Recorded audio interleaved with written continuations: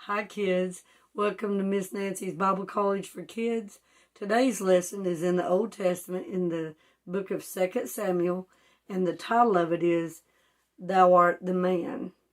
This is a man that's after God's own heart, and this is a weak point in his life, but it just goes to show that anybody can mess up. But you got to keep on going, and that's what this man does, and it's David who became king. He was in the wrong place at the wrong time. Chapter 11. It came to pass, after the year was expired, at the time when kings go forth to battle, that David sent Joab, that's his captain, and his servants with him, and all Israel. And they destroyed the children of Ammon, and besieged Rabbah, but David tarried still at Jerusalem. David was a king. He should have been leading his people. And it came to pass, in the evening tide, that's in the evening of the day, that David arose from off of his bed, he had too much time on his hands, and walked upon the roof of the king's house. I can just see him walking and stretching, and it late in the day. And from the roof he saw a woman. Now, the lust of the eyes is one of the three ways that Satan gets you. David loses a battle by not going to a battle. But he walked upon the roof. He saw a woman. She was washing herself. And the woman was very beautiful to look upon. And David sent and inquired of the woman. And one said, Is not this Bathsheba, the daughter of Eliam, the wife of Uriah the Hittite? And David sent messengers and took her. And she came in to him, and he lay with her. For she was purified from her uncleanness. And then she returned to her house. And the woman conceived, and sent and told David and said, I am with child. Now remember, her husband's gone with the army. I'm not sure whether I made that plain or not, but he's away defending David and his people. And David sent to Joab, saying, Send me Uriah the Hittite. And Joab sent Uriah to David. And when Uriah was coming to him, David demanded of him how Joab did, how the people did, and how the war prospered. Sounded upright, didn't it? But that was the plot starting. And David said to Uriah, Go down to the house and wash thy feet. That means take a shower, clean up. And Uriah departed out of the king's house, and there followed him a mess of meat from the king. I said take a shower. Back in that day, that's why the lady was bathing on top of her roof. It was in a big old round tub, I guess, that they filled up. And the sun probably warmed the water. But Uriah slept at the door of the king's house with all the servants of the Lord, and went not down to his house. And when they had told David, saying, Uriah went not down into his house, David said to Uriah, Camest thou not from thy journey? Why then didst thou not go down into thine house? And Uriah said to David, The ark and Israel and Judah abide in tents, and my lord Joab and the servants of my lord are encamped in the open fields. Shall I then go into mine house to eat and drink and to lie with my wife? As thou livest, and as thy soul livest, I will not do this thing. Man, Uriah was a man too. He was a good man. And David said to Uriah, Tarry here today also, and tomorrow I will let thee depart. So Uriah abode in Jerusalem that day and the morrow. And when David had called him, here's the next thing, the poison he's trying to give him in a way. That's what I call it. And when David had called him, he did eat and drink before him, and he made him drunk. He thought he could have his way if he made him drunk. And at even he went out to lie on his bed with the servants of his Lord, but went not down to his house. He sealed his faith right there. His faith. And it came to pass in the morning that David wrote a letter to Joab, the captain of the army, remember, and sent it by the hand of Uriah. That hurts my heart too. And here's the premeditation. Here's what David wrote in the letter. Set ye Uriah in the forefront of the hottest battle, and retire ye from him. That means get away from him, and he may be smitten and die. Hurts my heart. And it came to pass, when Joab observed the city, that he assigned Uriah into a place where he knew that the valiant men were. So there's the placement of Uriah. And the men of the city went out and fought with Joab, And there fell some of the people of the servants of David, and Uriah the Hittite died also.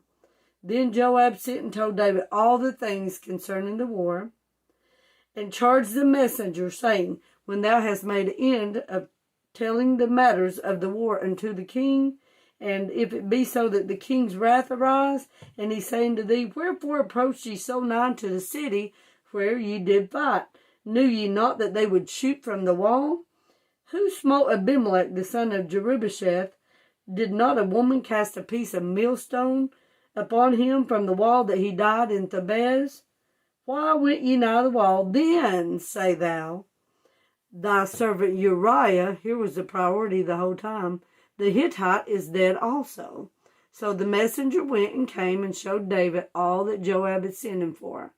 And the messenger said unto David, surely the men prevailed against us, and came out unto us into the field, and we were upon them even into the entering of the gate. And the shooters shot from off the wall from thy servants upon thy servants, and some of the king's servants be dead, and thy servant Uriah the Hittite is dead also. So there's the passing of Uriah. Then David said unto the messenger, thus shalt thou say unto Joab, let not this thing displease thee, for the sword devoureth one as well as another. Make the battle more strong against the city, and overthrow it, and encourage thou him. And when the wife of Uriah heard that Uriah her husband was dead, she mourned for her husband. And when the mourning was past, that means the sadness, guys, not early morning, but the crying, the weeping. When that mourning was past, David sent and fetched her to his house, and she became his wife and bare him a son. Remember, she got pregnant by him. That's what King David had been trying to hide. But the thing that David did displeased the Lord. And the Lord sent Nathan unto David, and he came unto him. Here's the story that Nathan, the man of God, told him. There were two men in one city, one rich and one poor, the other poor. The rich man had exceeding many flocks and herds, but the poor man had nothing save one little ewe lamb, that's a little female lamb, which he had bought and nursed up, and it grew up together with him and with his children. It did eat of his own meat, and drank of his own cup, and lay in his bosom, and was unto him as a daughter. And there came a traveler unto the rich man, and he spared to take of his own flock and of his own herd, meaning he did not give of it to dress for the wayfaring man that was coming to him, but took the poor man's lamb and dressed it for the man that was to come to him. And David's anger was greatly kindled against the man, and he said to Nathan, as the Lord liveth, the man that has done this thing shall surely die. He was mad. And he shall restore the lamb fourfold, because he done this thing, and because he had no pity. And Nathan said to David, here's where the title comes from, thou art the man. Thus saith the Lord God of Israel, I anointed thee king over Israel, and I delivered thee out of the hand of Saul, and I gave thee thy master's house, and thy master's wives into thy bosom, and gave thee the house of Israel and all of Judah. And if that had been too little, I would moreover have given unto thee such and such things. He could have had it all. Wherefore hast thou despised the commandment of the Lord, to do evil in his sight? Thou hast killed Uriah the Hittite with a sword, and hast taken his wife to be thy wife, and hast slain him with the sword of the children of Ammon. Now therefore, here's his punishment, the first part. The sword shall never depart from thine house, because thou hast despised me, and hast taken the wife of Uriah the Hittite to be thy wife. Thus saith the Lord, behold, I will raise up evil against thee out of thine own house. Here's more of it. And I will take thy wives from before thine eyes, and give them unto thy neighbor, and he shall lie with the wives in the sight of this sun. For thou didst it secretly. He tells David this. This makes Miss Nancy nervous. But I will do this thing before all Israel and before the sun. The sun and Israel was going to be a witness of what God was going to do. And David said to Nathan, I have sinned against the Lord. Kids, if you ever do sin, confess it right to him, right then, right now, and ask him to place it under the blood of the Son. That's why Jesus died on the cross and was buried and arose the third day, all according to the Bible, so we could go through him to get saved. He's the only name that we can get saved by. So if you're lost and you're not ready to go to heaven, call on his name and he'll save you. But anyway, Nathan told David, he said, the Lord has put away thy sin. Thou shalt not die. The Lord is merciful. And David confessed, and the Lord forgave him. Howbeit, it don't take it away. It still happened. Because by this deed thou hast given great occasion to the enemies to blaspheme the Lord, the child also that is born unto thee shall surely die. And Nathan departed unto his house, and the Lord struck the child of Uriah's wife bare unto David, and it was very sick. David therefore besought God for the child, and David fasted and went in and lay all night upon the earth. And the elders of his house arose and went to him to raise him up from the earth, but he would not, neither did he eat bread with them. He was fasting, he was praying, he was seeking mercy if the Lord would give it. And it came to pass on the 7th day that the child died, the little boy died. And the servants of David feared to tell him that the child was dead, for they said, behold, while the child was yet alive, we spake unto him, and he would not hearken unto our voice. How will he then vex himself if we tell him the child is dead? But when David saw that his servants whispered, David perceived that the child was dead.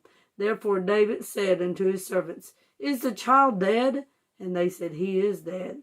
Then David arose from the earth, and washed, and anointed himself, changed his apparel, and came into the house of the Lord, and worshipped. Then he came to his own house, and when he required, they set bread before him, and he did eat.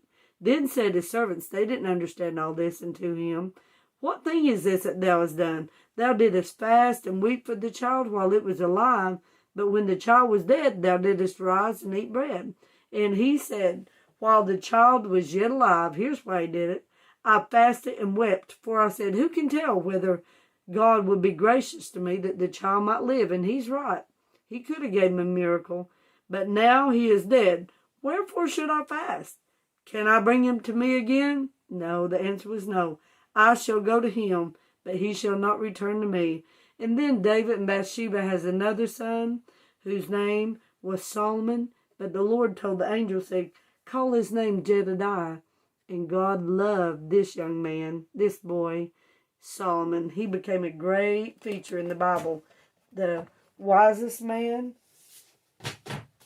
of the world. So now let's see how good you guys paid attention. Where was King David in the beginning of this story when all of his men and his captains had went to war? He stayed at home in Jerusalem, didn't he? And what did King David do one evening? He arose from the bed and stretched, went and took a walk out on his roof. But then King David's eyes saw something. What was it?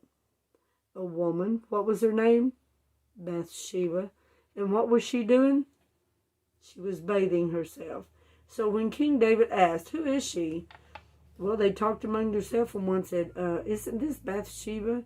That tells her father, but it specifically says the wife of Uriah. So David knew this going in. But then what did King David do? He said, go get her for me. So she came, and they laid together like a married couple would do. She was married. David wasn't married to her. But then she went back home. Then later she sent David a message. What was it? I am with child. That means she was pregnant, babies. What did King David do immediately after that? He sent for Uriah, her husband. When Uriah got there, what did David ask him about? Like a common thing. Oh, he asked him how Captain Joab was doing, how the people there was doing, and how the war was going. So I'm sure that Uriah told him as good as he could. But then what did King David tell Uriah to do? He said, go home, clean up, and he sent a mess of meat, of food to him. And he said, go home, be with your wife. When David asked Uriah the next day after the men had told him, said, he slept at your door, King. He didn't go home. He said, why didn't you go home? Haven't you been on a journey? Uriah said, yes, but what was the answer why he did not go home? He said, the ark and Israel and Judah abide in tents, and my lord Joab, who was his captain, and his servants are all encamped in open fields. Should I go to my house, take it easy, rest, eat, visit my wife? He said this, as the Lord liveth, I will not do this thing. But then what did King David tell him? He said, tarry here another day, and then tomorrow you can go. But the next day, when they got together, what did David tell him? He tried to get him drunk to try to get him to do it again, didn't he? Again, it didn't work. But on the next day, what happened that morning? King David wrote a letter, didn't it? What did that letter say, guys? It said, put Uriah in the hottest part of the battle and then get away from him. He was setting up for Uriah to die, didn't he? But did Joab do it? Yes, he did. The sad part about that, the saddest thing to me is that he sent it by Uriah's hand. If Uriah hadn't been a faithful man, or if Uriah would have looked at that letter, I don't know what would happen, but that ain't the way it went down. But anyway, so they went, and sure enough, Joab put him in the hottest part right there against the city where the walls was, and it tells us about the men shooting the bow down on him, and a lot of them died. So then the messenger came and told King David about all this. Was he upset? No. He said, you go back and tell Joab, some die here, there. And he said, but you make that battle stronger against that city and overtake it. What did Nathan tell him? What story did Nathan tell King David? He said there was a rich man and there was a poor man. And that rich man, he had all kinds of herds and flocks. But he said that poor man just had one little ewe lamb. He took it into his bosom, it ate out of his bowl, it drank out of his water, and he cherished it like a daughter. But he said, then there came a wayfaring man, a traveling man, and he wanted something to eat. And did he spare, did the rich man spare him one, a sheep or a lamb?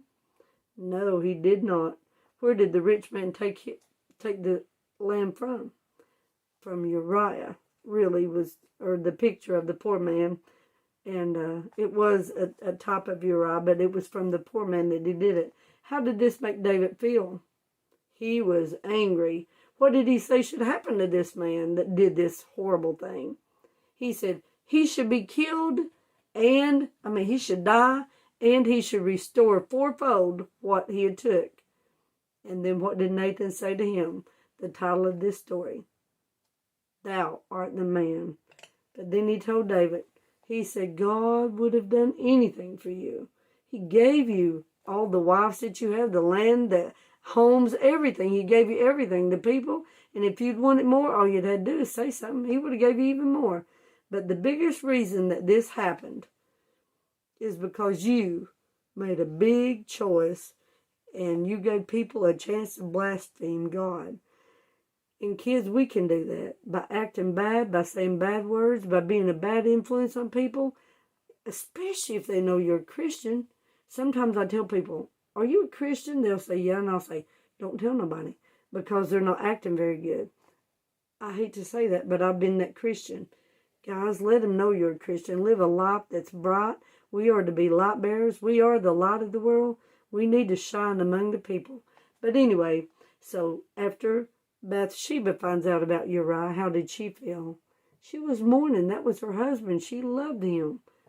But anyway, her and David got married.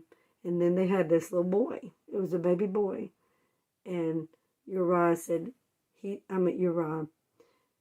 Nathan said, he's going to take that baby that you're going to have. So, how did David act? He fell on his face, didn't he? He wouldn't eat. He was fasting. He was begging the Lord, please don't take him. Please don't take him. But after 7 days, what happened? The baby died. And then, how did he find out? How did David find out that the baby was dead? He actually saw the servants talking and whispering, and he knew. So he asked them, he said, did the child die? And they said, yes. Yes, he did. They didn't know what he was going to do. But what did David do? He got up, He washed himself, he anointed himself, and he went and worshiped. But then when that was done, he went home and he sat down and he ate, didn't he? What did the servant say? We don't get you, David. What was you doing? You was praying and fasting, but why aren't you now? And David said, could I bring my son back to me? No. But he said, the reason I was doing it, I thought God might have spared him. But he said, I can't bring him back to me, but I can go to him. And then David and Bathsheba had another baby boy. What was his name? Solomon. And it specifically says that God or the Lord loved Solomon. And what did he tell the angel to tell him that he called him? Jedediah. I hope you guys have liked this story. It breaks my heart. But again, this was a man after God's own heart that really blew it this one time. He's done so many good things, wonderful things. He's a mighty warrior. And remember, he killed Goliath. So anyway, when you think of David, every once in a while you can remember this. But just think about him as a man after God's own heart. And that's what I want each one of you to be, okay? See you next time.